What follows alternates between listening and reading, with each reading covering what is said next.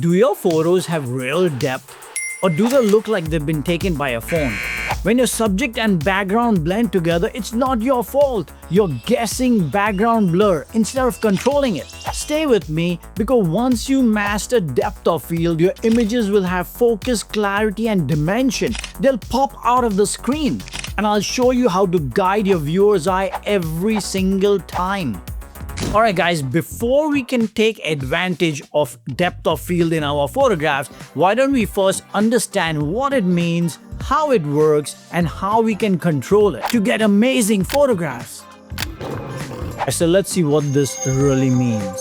So we have a camera here, we have the lens, and this is what the camera can see. Now in that area we have a horse, we have some rock, and we have some stones. And what we're going to take a photograph of is the horse. So that's this area here that contains the horse. This distance from the camera to this distance to the camera is what we're interested in. This is the area we want it to be in focus. So this area is called the field. What we're interested in is the depth of this field. Hence, depth of field. So it's like depth of the field. So we want to know how we can control it.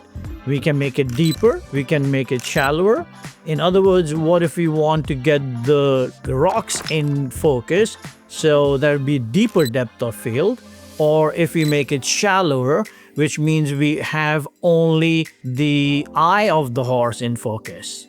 Learn this information on depth of field and use it, because your photographs are just about to change. And you are going to be blown away when you start using this, how amazing your photographs look. Alright, so let's take a look at what's happening here. We have our sensor, we have our lens, and we have our subject, that's the horse. And this camera is focused on this horse. That means the light from the horse is going to hit the lens and get refocused back here onto the sensor. This doesn't mean that this is the only point on the horse is going to get focused, but everything at this distance is going to get focused back on the sensor.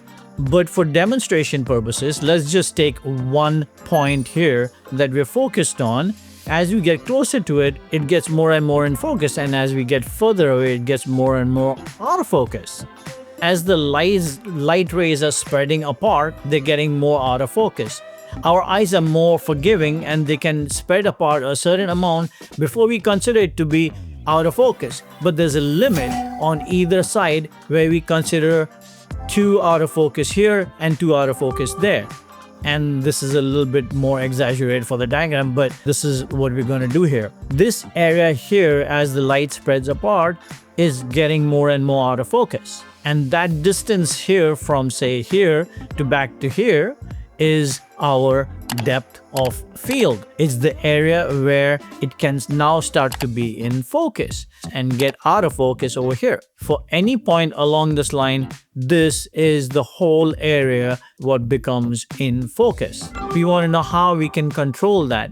If we want our wider depth of field, we need to make sure the light is not spreading out too fast. If we want a shallow depth of field, we want to make sure the light spreads out fast enough. Let's take a closer look and see how we can control it so our audience can fall in love with our images. So taking a closer look at the area in focus, this is the area around the point where we are going to be focusing on here. Now, as the light spreads out, we have a limit here where things are still considered in focus. That is our depth of field. Now, if you consider this area like it was a toothpaste, if we were to squish this line, push them this way and push them this way and push them this way, then we end up with lines that look like this. What happens to the toothpaste? It squeezes out the tube. So this is the area, and now this is the area that is in focus.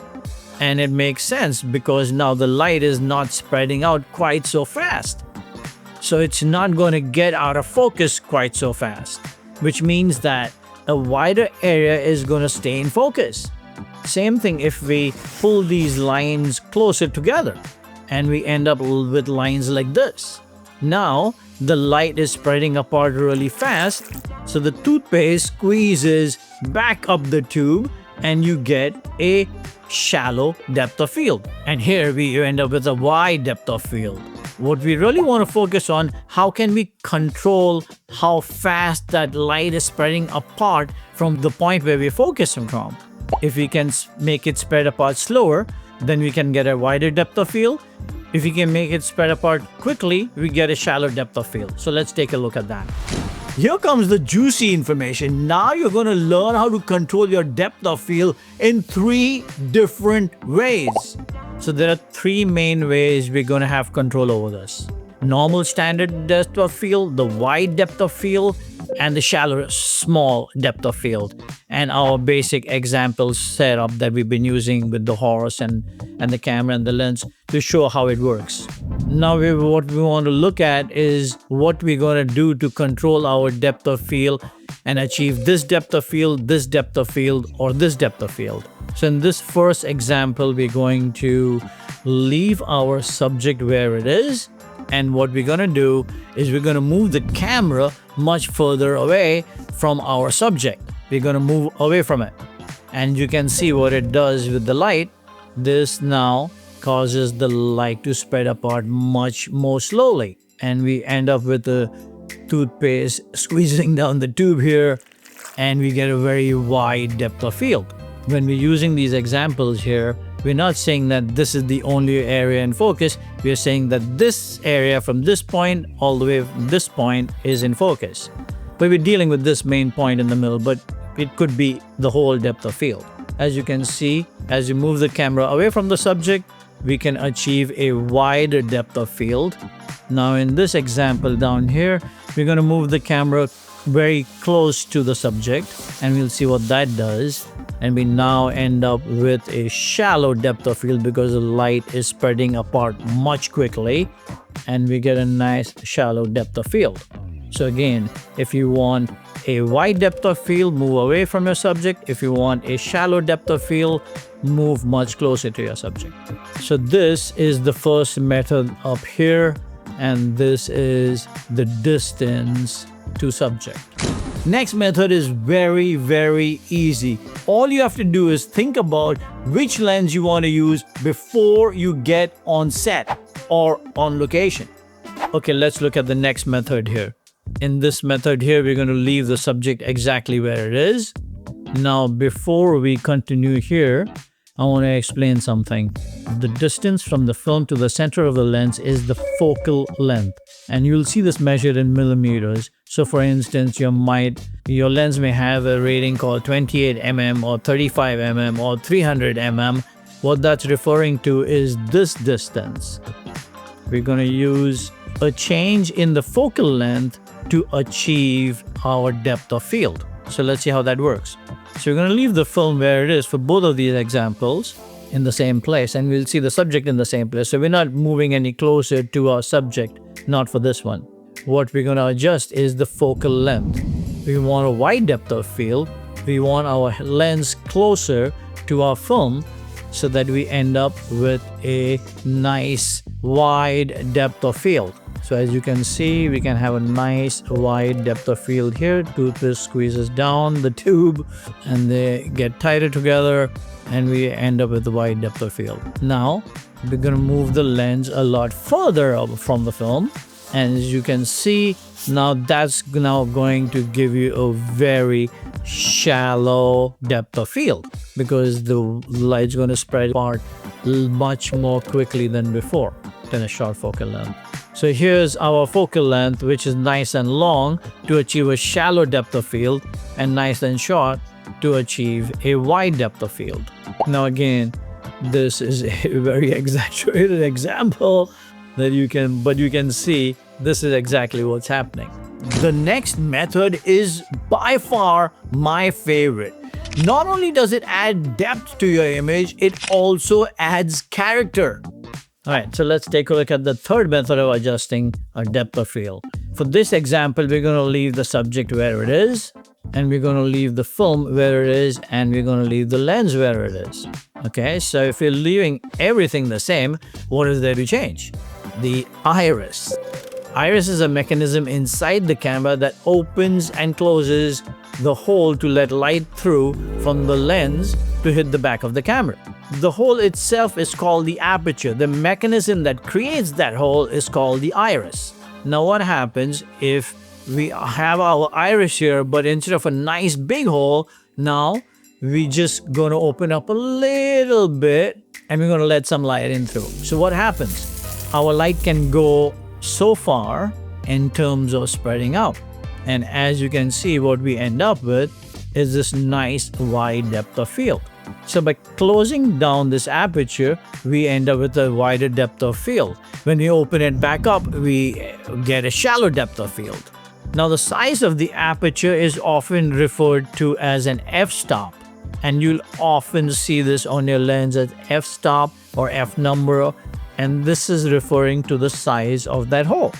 The way the rating scale of an f-stop actually works in reverse to the size of the hole, meaning that if you have an f-stop of 1.4, for instance, you're looking at a very wide open aperture. Then if you go up the f-stop scale to 2.8, now it's closed down a little bit more, then 5.6, then 11 f-stop. These are examples of f-stop numbers you may see.